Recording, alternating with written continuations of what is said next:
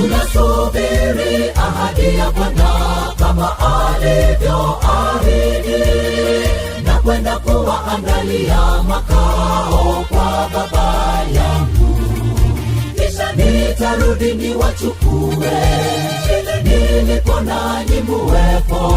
Tunasubiri ahadi yake Mwokozi. Nyumbani mwa Baba na makao yameandaliwa kwa ajili yetu. Bado kitambo, tujipeni moyo, Yesu anarudi tena. Kao jipya ni kwa ajili yetu.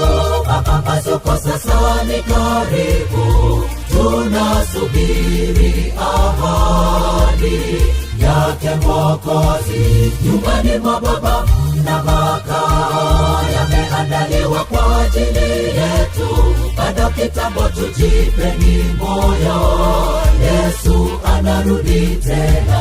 Kao jipya ni kwa ajili yetu.